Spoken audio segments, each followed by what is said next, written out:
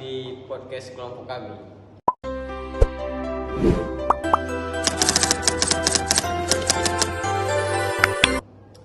Kami dari kelompok 7 ingin menjelaskan atau topik yang sangat penting dalam dunia kerja, yaitu ketiga, keselamatan kesehatan kerja. Podcast ini akan membahas mulai dari pengertian ketiga, bahaya ketiga di pertambangan, sampai penerapan ketiga yang baik di lapangan. Sebelum masuk ke pembahasan, kami akan membuka podcast ini dengan yel-yel kelompok kami. Ketiga aman, kerja selamat, tambang kuat, kelompok kami siap selamat. Oke, kami akan membahas pembahasan pertama. Baik, kita mulai pembahasan pertama. Saya akan bertanya kepada Bibil. Bibil, sebenarnya apa itu ketiga dan mengapa ketiga sangat penting di dunia pertambangan? Baik, terima kasih Rio. K3 itu adalah upaya untuk melindungi tenaga kerja dan risiko kecelakaan dan penyakit akibat kerja. Nah, di dunia pertambangan, K3 itu benar-benar penting karena lingkungan kerja memiliki tingkat berbahaya yang tinggi. Contoh penggunaan alat berat, kondisi medan yang ekstrim, dan paparan debu serta bahan berbahaya. Nah, tujuan K3 adalah memastikan pekerja bisa bekerja dengan aman, sehat, dan pulang ke rumah dalam keadaan selamat. Berarti kesimpulannya ketiga cuma aturan? Betul sekali. Tanpa ketiga, resiko kecelakaan kerja akan sangat tinggi dan bisa berdampak fatal. Oke, terima kasih Bibil. Selanjutnya pembahasan kedua, bahaya di pertambangan. Saya akan menanyakan kepada Ciko. Ciko, bahaya apa saja yang sering dihadapi oleh pekerja di area pertambangan? Bahaya di pertambangan sangat beragam. Seperti pertama, bahaya fisik seperti kebisikan, getaran, debu yang dapat mengganggu kesehatan yang diakibatkan oleh alat-alat berat yang ada di lapangan. Dan yang kedua, bahaya mekanik, yaitu dari alat berat seperti ekskavator dan truk yang dapat menyebabkan kecelakaan jika tidak dioperasikan dengan baik dan benar. Selain itu, ada juga bahaya kimia seperti gas beracun serta bahaya longsor dan ledakan di area tambang. Oke, kalau ketiga nggak diterapin, apa dampaknya? Dampaknya bisa sangat serius, bisa cedera ringan atau bahkan cacat permanen hingga kematian. Selain itu, perusahaan juga bisa mengalami kerugian yang besar. Pembahasan ketiga, implementasi K3 dan APD. Sekarang saya akan bertanya kepada Eli. Bagaimana penerapan K3 yang baik di dunia pertambangan? Oke, jadi penerapan K3 dilakukan dengan beberapa cara. Salah satunya itu ada penggunaan alat pelindung diri atau APD. Yang dimana APD yang wajib dilakukan, yang digunakan yaitu helm safety, rompi, keselamatan, sepatu safety, masker, dan sarung tangan. Selain APD, penerapan K3 juga dilakukan melalui SOP kerja, safety briefing sebelum bekerja, pelatihan rutin, serta pengawasan lapangan. Berarti penerapan ketiga harus dilakukan secara disiplin ya? Benar, K3 hanya akan efektif jika semua pekerja memiliki kesadaran dan disiplin dalam menerapkannya. Baik, kita akan membahas pembahasan keempat. Regulasi landasan hukum K3. Setelah membahas penerapan K3, sekarang saya ingin bertanya kepada Bibil lagi. Bibil, apakah K3 di pertambangan ini hanya sekedar anjuran atau aturan hukumnya? Ketiga bukan sekedar anjuran, tapi sudah diatur secara hukum. Di Indonesia, penerapan K3 diatur dalam Undang-Undang Nomor 1 Tahun 1970 tentang Keselamatan Kerja. Selain itu, di sektor pertambangan juga diatur dalam Peraturan Menteri ESDM yang mewajibkan setiap perusahaan tambang menerapkan Sistem Manajemen Keselamatan Pertambangan atau SMKP. Jika perusahaan tidak menerapkan K3 dengan baik, bisa dikenakan sanksi administrasi, penghentian operasi, bahkan pencabutan izin. Berarti K3 ini wajib apa pilihan? Betul, K3 adalah kewajiban hukum dan bentuk tanggung jawab perusahaan terhadap pekerja. Pembahasan yang kelima adalah budaya K3 di lingkungan pertambangan. Sekarang saya beralih ke Ciko. Ciko, selain aturan APD, apa yang paling penting agar K3 bisa berjalan efektif? Yang paling penting adalah budaya K3. Budaya ketiga berarti setiap pekerja memiliki kesadaran untuk bekerja aman, bukan karena takut hukuman, tapi karena peduli pada keselamatan diri dan orang lain. Contohnya seperti melapor jika ada kondisi tidak aman, saling mengingatkan antar pekerja, dan tidak memaksakan kerja saat kondisi bahaya. Jadi ketiga itu bukan hanya tanggung jawab ketiga aja ya. Benar, ketiga ada tanggung jawab semua orang di area tambang, dari pekerja lapangan sampai pimpinan. Pembahasan keenam adalah contoh penerapan ketiga di lapangan.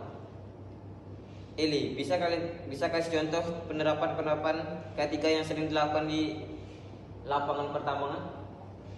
Contoh penerapan K3 di lapangan antara lain yaitu memeriksa alat berat sebelum digunakan, memasang rambu-rambu keselamatan, safety briefing setiap awal shift, penggunaan APD secara lengkap, penghentian kerja jika kondisi cuaca ekstrim atau berbahaya. Semua itu bertujuan untuk mencegah kecelakaan sebelum terjadi. Berarti kayak itu Bu, ketiga itu menekan pencegahan ya? Betul, prinsip utama K3 adalah mencegah lebih baik daripada mengobati. Pembahasan itu.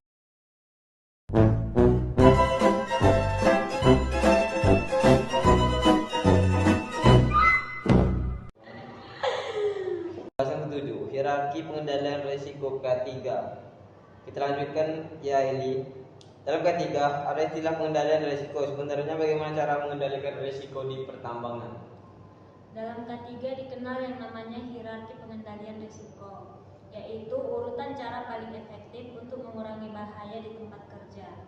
Urutannya itu dimulai dari eliminasi, yaitu menghilangkan sumber bahaya, substitusi mengganti dengan yang lebih aman, engineering control seperti pemasangan pelindung alat, administratif control seperti SOP dan jadwal kerja, serta APD sebagai pelindungan terakhir. Berarti APD bukan perlindungan utama ya? Benar, APD adalah lapisan terakhir jika bahaya tidak bisa dihilangkan sepenuhnya. Kecelakaan kerja yang tindakan darurat. Sekarang saya ke Ciko, jika ada kecelakaan kerja di area tambang, apa yang harus dilakukan? Jika terjadi kecelakaan, langkah pertama adalah mengamankan lokasi agar tidak menambah korban. Selanjutnya dilakukan pertolongan pertama, lalu korban segera dibawa ke fasilitas kesehatan. Di pertambangan juga wajib ada emergency response plan seperti prosedur evakuasi, tim P3K, dan simulasi tanggap darurat. Apakah kecelakaan kerja perlu dilaporkan? Ya, semua kecelakaan harus dilaporkan dan dianalisis agar tidak terulang kembali. Pembahasan 9, manfaat K3 bagi pekerja dan perusahaan. BB, selain keselamatan, apakah manfaat K3 bagi pekerja di perusahaan? Bagi pekerja, K3 memberikan rasa aman, kesehatan terjaga, dan produktivitas meningkat.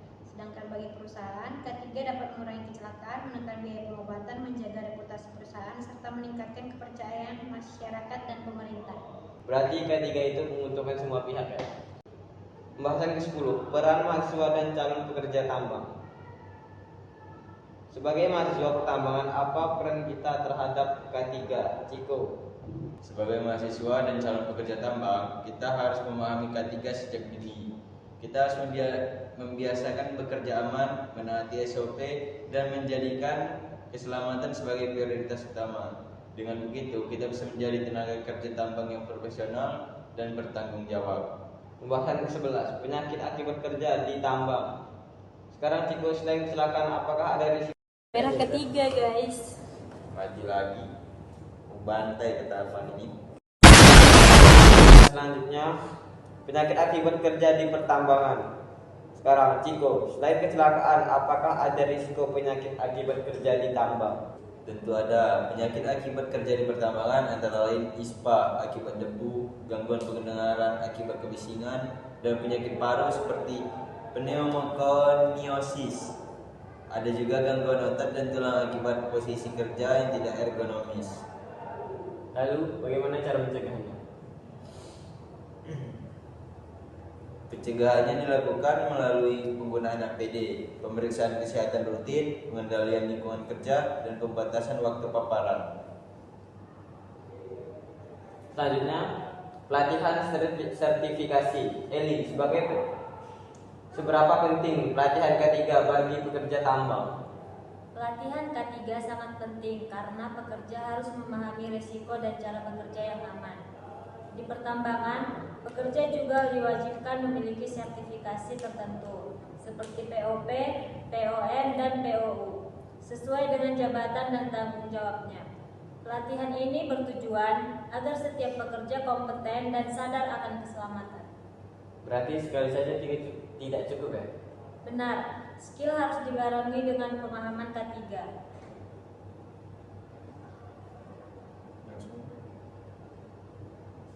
Sebagai penutup materi, tambahan apa pesan penting tentang K3, Tiko? K3 bukan hanya prosedur, tapi mindset. Keselamatan harus menjadi prioritas utama dalam setiap pekerjaan.